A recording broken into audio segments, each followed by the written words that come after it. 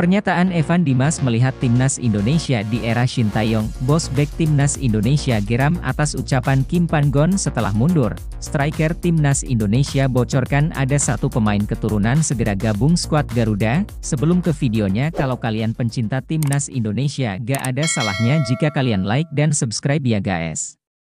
Kalau sudah, mari kita lanjut. Gelandang Persik Kediri, Evan Dimas Darmono, memberikan pandangannya mengenai perkembangan timnas Indonesia di era pelatih Shin Tae-yong.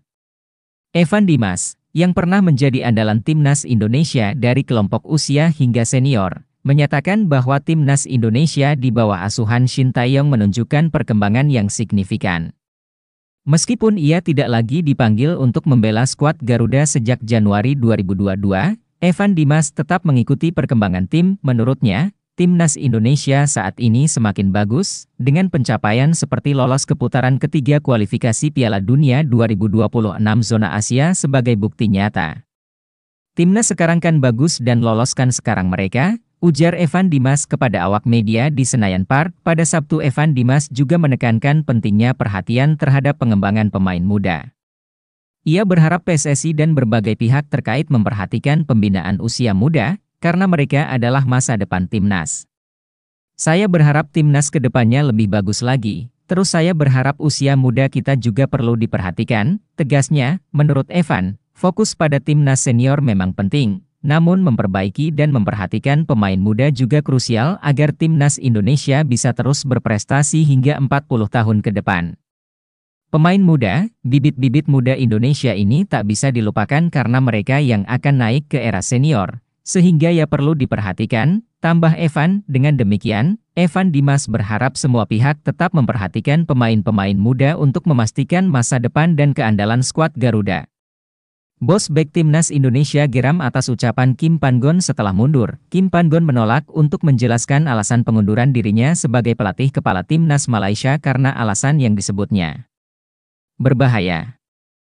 Hal ini memicu bek timnas Indonesia, Jordi Amat Tunku Ismail, figur terkemuka di Malaysia dan pemilik klub Johor Darul Ta'zim, menyuarakan ketidaksenangannya setelah Pan-gon mengumumkan pengunduran diri dalam konferensi pers di Wisma Fam.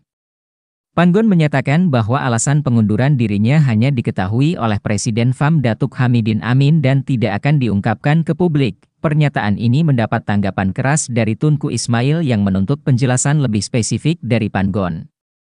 Dalam akun resminya di X, Tunku Ismail mempertanyakan apa yang dimaksud Pan-gon dengan berbahaya dan meminta klarifikasi lebih lanjut. Pan-gon menjabat sebagai pelatih timnas Malaysia sejak 2022 dan berhasil membawa Harimau Malaya tampil di Piala Asia untuk pertama kali dalam 43 tahun.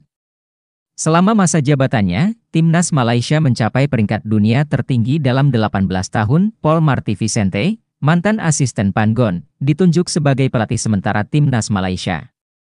Ia akan mempersiapkan tim untuk turnamen Merdeka pada September mendatang dan ASEAN Cup pada akhir tahun ini. Striker timnas Indonesia bocorkan ada satu pemain keturunan segera gabung skuad Garuda. Penyerang timnas Indonesia, Dimas Drajat, mengungkapkan kabar menarik jelang putaran ketiga kualifikasi Piala Dunia 2026 zona Asia.